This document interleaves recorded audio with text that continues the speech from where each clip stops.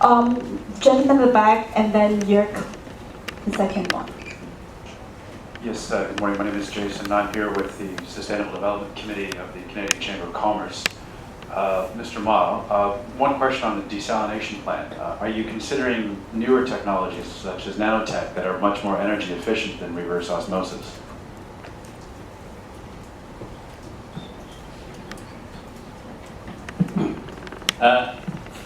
For the time being, we have started our preparation for the desalination plant. Currently the proposal is using the reverse osmosis. The nanotechnology, I think, is a new advanced technologies, and we still need time to test and prove its applicability to the Hong Kong situation, and also its commercial viability in the future. But certainly our colleagues in the water supplies department are continuous looking at all those new technologies. And Yeah. Deborah, later. Mr. Ma, also a question to you. Jürg Elsener from EVP. I was listening, very interested in this tariff system. We had this comparison between Switzerland and Hong Kong. Can you tell us a little bit about the history of the tariff system here in Hong Kong, and what is the flexibility in the future there to get more money for investments? Okay, let me try to answer your question about the history. I think Hong Kong, in a lot of mainland China, mainland cities at the time, they don't have a separate water meter for everyone. So at the beginning, I think water is very cheap and offered to most of the citizens at that time. But afterward, we have all started with all this water tariff system, and we need to take care about the low-income group. So a water tariff system is separated into 4 tiers. The first tier is basically a very low level. If your water consumption is a very low level, that's free of charge. And the second tier is slightly increased. So for those who consume more, they need to pay more. So basically, we split into 4 tiers. So when you consume more, you need to pay higher. And for those low-income group, if they are spending very minimal amount of water, they can get free supply. So that's our original idea, to take care of the low-income group. And for those who spend, like our guys in Switzerland, they can spare 3,000 cubic meters per year, then they need to pay very high tariff in Hong Kong. So that's the basic idea. And looking ahead, I think since 1995, we haven't raised our tariff for a long time.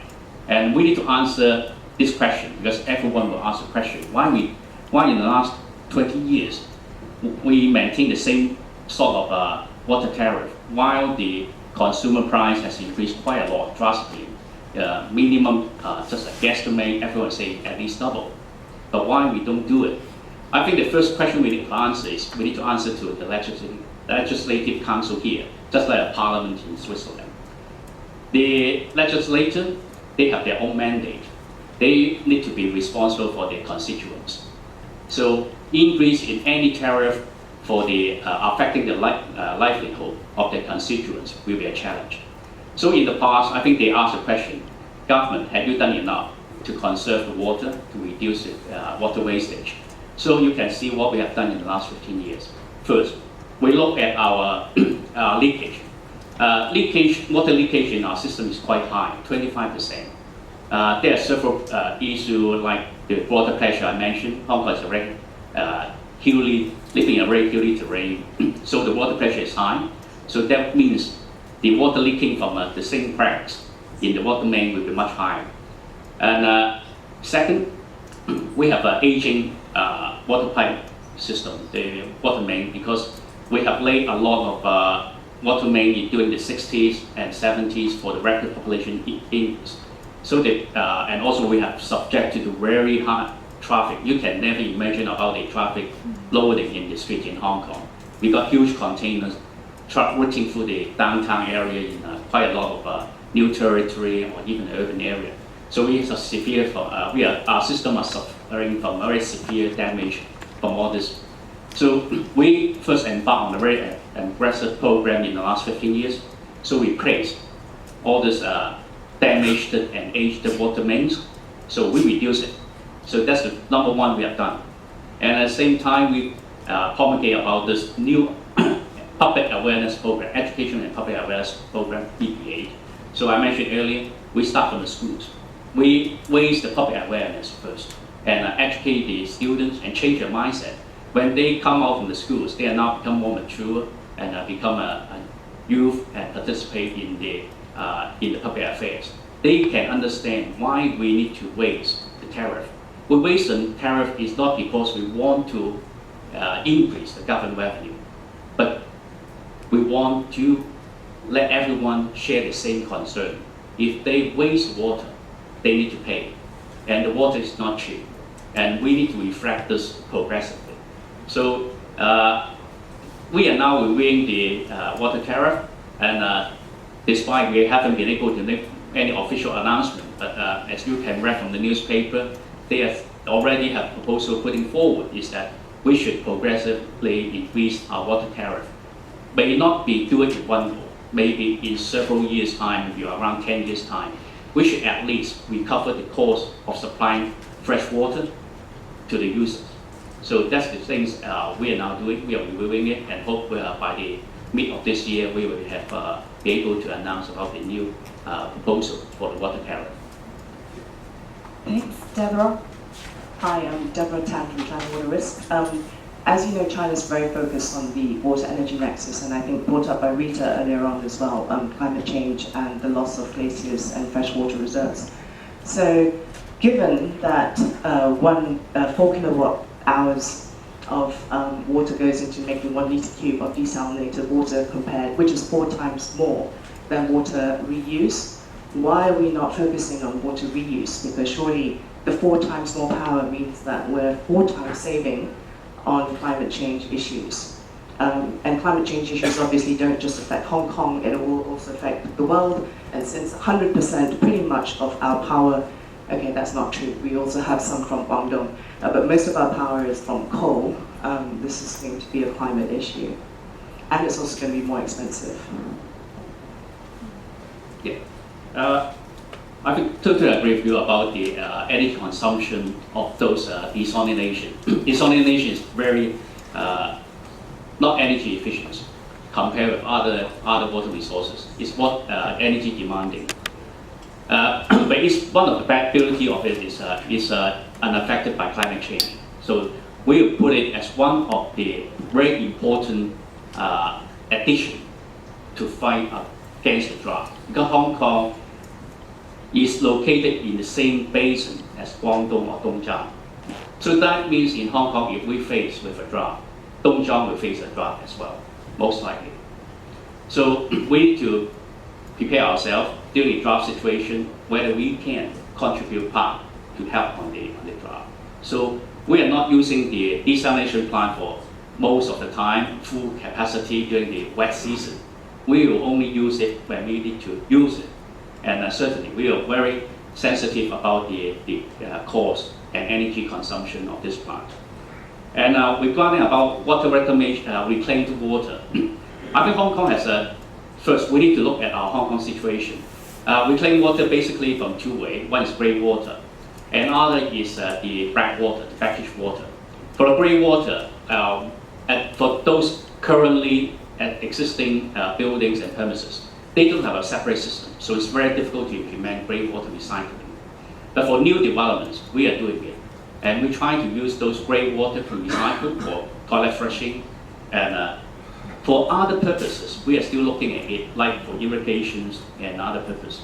But for domestic use, it's still not yet acceptable for that purpose. And the effort put into it will be quite high. So at the moment, we are not using grey water recycling for potable water, but mainly for other non-potable uses. And another one, what about brackish water? For brackish water, I think Hong Kong is suffering from the burden built in the past. First, 80% of our toilet flushing are using seawater. So getting those water to be reclaimed, we still talking about we need to desal it. So it's very similar to desalination. So that's one of the drawbacks.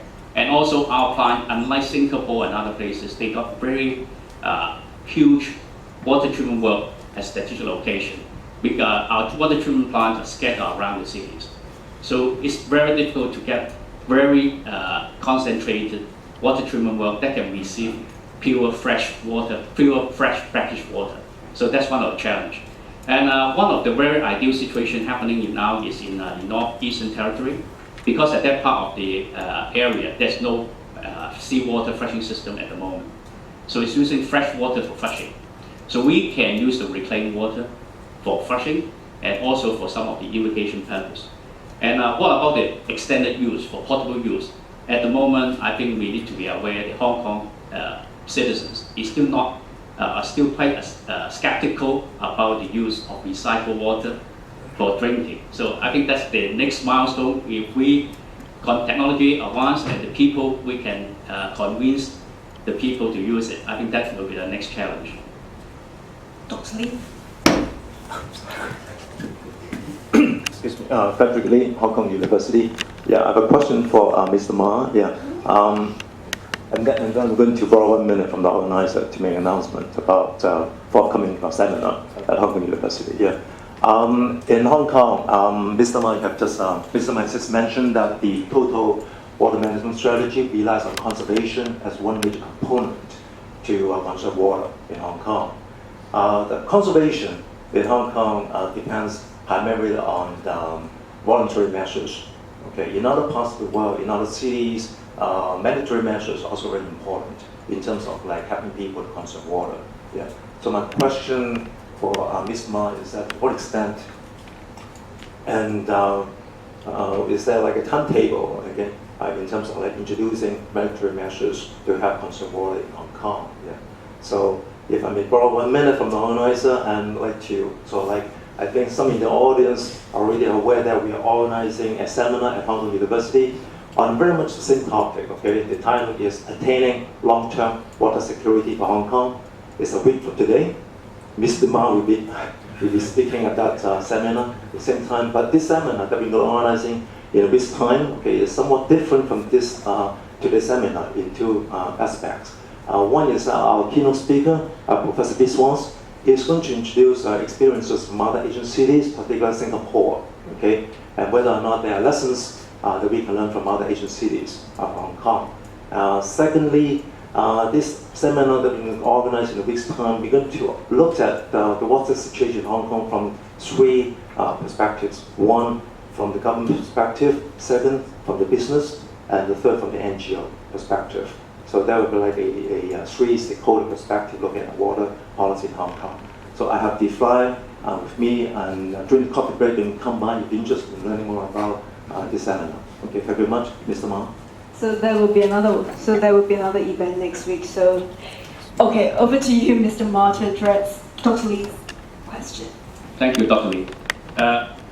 We talked about the conservation, and at the moment it's mainly voluntary measures. And we certainly would like to see mandatory measures in water conservation. But as in Hong Kong, first we need to do is look at the availability of devices. So like our colleagues in the WSD, they are looking at all these water-saving devices like the tap, the flushing water system, etc. All these measures, we need to have the hardware available. First, get this hardware available in the market, that commercially available, and get the accreditation. Then certainly we can demonstrate to the community these measures are effective, cost-effective, and can be implemented. And there will be timetable by that time. Then we can get the agreement from the legislative councillors. We are going to implement orders. So we get all this hardware, look at all this hardware, whether they are available. And I think they are now doing is accreditation of those water-saving devices. And then we will move on to put it into the core practice and allow the practitioners to use all these devices in our work. Then we can progressively to do it. So there will be certainly will be stages. At the moment, I think we are still looking at the water devices. You know, I think that's the situation. Yeah. So we are looking at all these water-saving devices, and the introduction of the requirement into our core practice will be the next steps. We've got time maybe for the last two questions. Gina and then the gentleman. So my name is Jenna Homaris. I'm with Titanic Foundation. We're a environmental education NGO based in an important watershed in Hong Kong, Tai Tas. So my interest is in behavior change and recreational use. I think, as Mr. Ma mentioned, in Hong Kong, maybe people who grew up in the 60s, they know about their behavior change is driven by the drought. But the younger generation in Hong Kong, they don't have a more positive, they don't have the negative impact, but they also don't necessarily have a positive impact to drive their behavior change. And I wonder, in Switzerland, we've seen so many beautiful pictures of the lakes and rivers. Do you think that the recreational aspect of your people using the watershed is helpful to drive behavior change? And in the Hong Kong experience, is there any scope for perhaps developing or working on sort of more recreational use of our watershed for behavior change? Thank you. So we'll take the last question at the same time, and then the panel members will address all the questions in one go. Thank you. My name is Raymond Wang. I'm with the University of Hong Kong.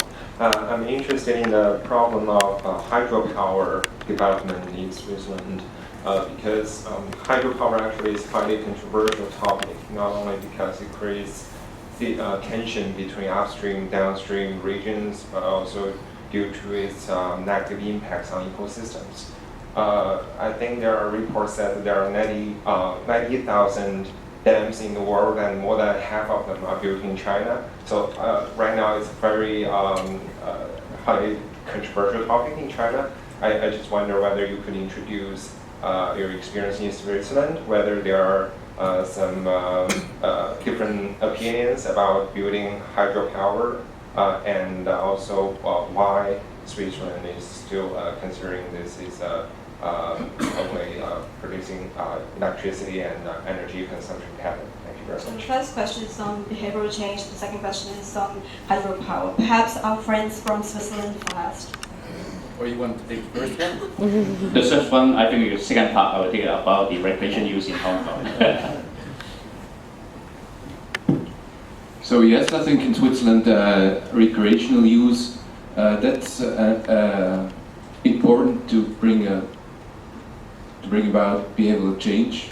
But as I said, it's not one thing only. It's always the combination of things which really brings a change. So you have to bring different combination of benefits. Recreation is one, but others are important as well. Okay. Regarding the question on the recreation use of reservoir in Hong Kong. Hong Kong in the past, we are very cautious about the pollution generated by the activities in reservoirs. So you may see in the past, we have received a lot of questions about water quality of warm water from the Dong Zhuang River and also from the reservoir itself, from those legislative councillors. So we are very cautious about this. But at the same time, we understand that Hong Kong, we have all this conservation area, we have all this reservoir that has been preserved for potable water. Why can't we try to open it up? And I think some of the smaller reservoirs we have opened it up. They are not the main water supply reservoirs. We have opened it up for boating and small fishing is always permitted. But for rowing is very restricted at the moment because we worry that people may bring some of the rubbish and pollutant into the reservoirs.